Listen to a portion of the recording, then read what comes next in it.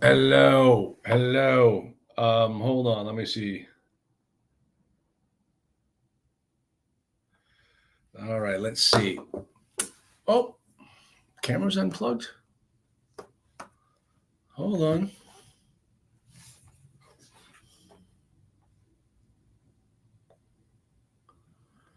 Hmm. Oh no. Oh no. Hold on. Let's try it again. Okay. Start the cam. There we go.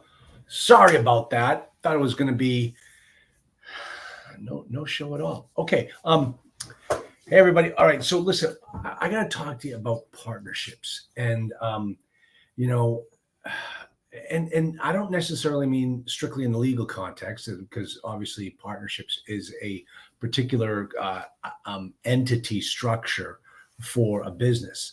Um, I'm speaking more of even the partnerships that occur when you're in a limited liability company. I mean, you just have the members, general partners, GPs, as they are calling, some of these, and they're using the terms incorrectly. But I'll tell you, folks, there's really a lot of well, people don't think through partnerships all that well, and I'm going to give you deal and investment structure. Okay, I'm going to give you some actual advice from deals from partnerships that I've been on. Um, Number one thing you need to do with a partnership is plan the divorce before you have the wedding, and that's what that really entails is having a tough conversation with your partners as to who's really going to do what. You first have to always ask yourself the question, why am I entering into this partnership? And sometimes the reason why you are entering into this partnership is because you lack the confidence on your own to do what you think the other partner is capable of doing. And let me just tell you something. They're thinking the same thing. They're having the same insecurities that you are. And it's not good when you get into the partnership and then find out that both of you lack the talents and abilities that you were hoping the other person would bring to the table. So you want to have those types of tough conversations ahead of time. And another thing has to do with experience. When you sit down there in those initial conversations and you start talking to the other partner about, can you do this? Can you do that? If they start yesing you, oh yeah, I can do that. Oh, absolutely. Yeah, oh yeah, I specialize in that.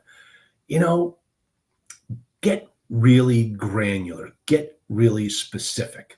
And let me tell you one of the best ways to do this. And this is something we offer our clients. It's all on our coaching platform. Is just a simple questionnaire that they fill out, and it comes to me in the form of all the questions that I ask them, and then from that I draft on their behalf an MOU, a memorandum of understanding. It's not a binding document, but it is a really great tool for getting people to have the tough conversation.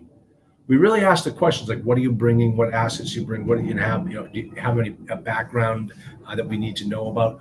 All those types of questions that we really need to understand in order to make sure that we're getting into the right partnership. Um, so that's something you always want to talk about. Talk about the divorce before the wedding. Draft a memorandum of understanding, non-binding, but it opens a lot of opens a lot of dialogue as to what's going on that deal, and always ask yourself the question: do I need a partner? Why do I need a partner? And especially, I hear these people like, well, I hired this lawyer and I'm going to give him 5% of the deal so he'll take care of all the legal work. No, don't ever do that. That's what you're. My advice to my students is hoard your equity. Hoard it. That's not your equity to give away. That's your grandchildren's equity. Don't give it away to some slave hound, some wage hound, some clock watcher like a lawyer.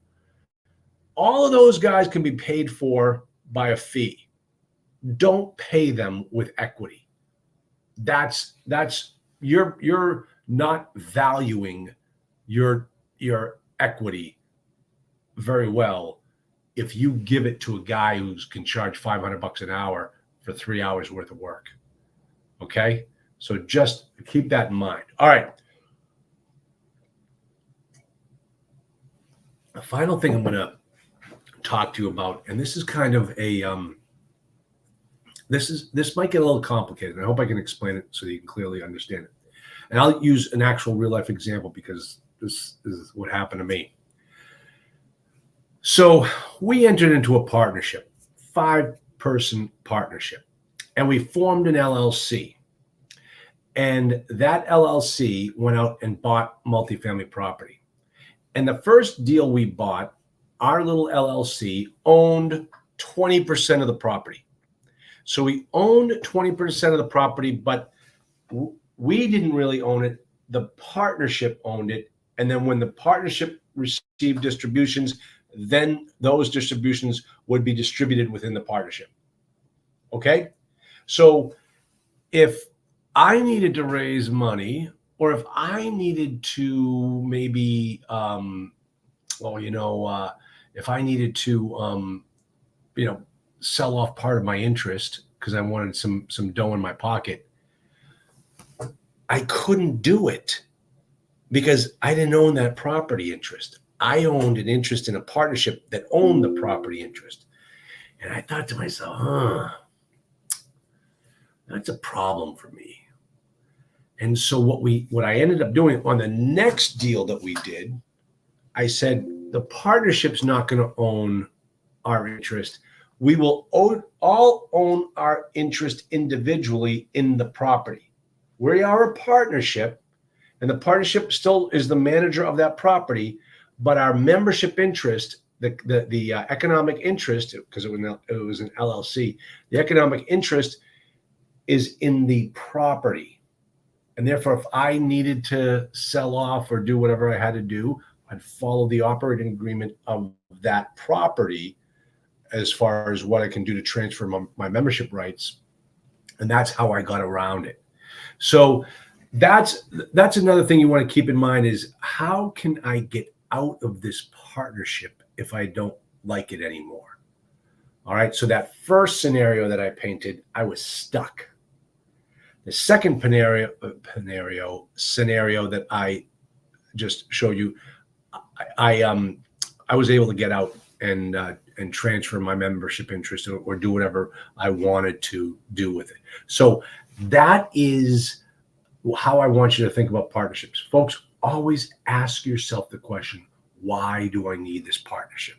Now I have a, we're putting together the H2A, the hotel to apartment conversion summit, program where we brought together 25 people in a cohort. So that cohort goes out and buys property, and people within that cohort can jump into each other's deals and what have you. So that is one thing that our focus is really going to be on being a true joint venture partnership when we go into these particular deals. And the key about that, and there's a Jeff Lerman. Jeff Lerman, he's an attorney out of San Francisco, and he's built up a practice specializing in joint venture partnerships. He does a great job. I had him on my podcast many, many years ago. Had him at my event in California when I spoke there, and it was great because I spoke all weekend long. He gets up for 2 hours and just confirms everything that I said. That's a good presenter. So, but he specializes in joint venture partnerships. And the key thing about those partnerships is everyone is assigned a role and responsibility. And that's what has to happen. So make sure that, if you're really truly doing a joint venture partnership, you want to make sure that everybody knows what their roles are. And in the cohort, the framework tends to be an asset management role, a property management role, an investor relations management role, a renovations role, and then a financial accounting role. So those are typically the 5 aspects that you have a partnership. If you have more than 5 partners, well, then you just, put some people on more than one task. And there's nothing wrong with doing it that way either. So that's partnerships can be great, and sometimes they can be just the worst scenarios you could ever imagine. And I don't have enough time to tell you some horror stories about partnerships I've been in. That's why I consider myself not only a legal expert in real estate, multifamily investing partnerships, but also from a personal level and a professional level, I've had some doozies that have really been amazing.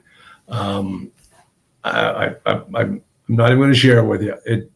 It was a shocker. But there was one where, when we finally broke up and went our separate ways, we never spoke to each other after about 10 years. And we found out later that 10 years later that this guy, one of the partners in the group, had actually transitioned to a woman. Divorced his wife, kids don't speak to him. It's sad. That's the sad part. But and I worked with this guy for 3 straight years, almost every day. Never once ever suspected anything. And then I find out that he made the transition, and that was an eye opener. That kind of gave you a little thought about partnerships. If you don't even know that about your partner, wow, just wow. So all right, that's all I got. That's the three for Tuesday. If you're in my hotel to apartment cohort program, I'll see you on Thursday. And then also, let me see, what else are we doing? I've got another webinar coming up. Make sure you go to multifamilyos.com, click on the box, fill in the blanks, give me your email address, and I'll send you emails letting you know exactly where I'm going and what I'm doing. So, all right, everybody, thanks so much for coming by. It's great to see you, and we will chat again later.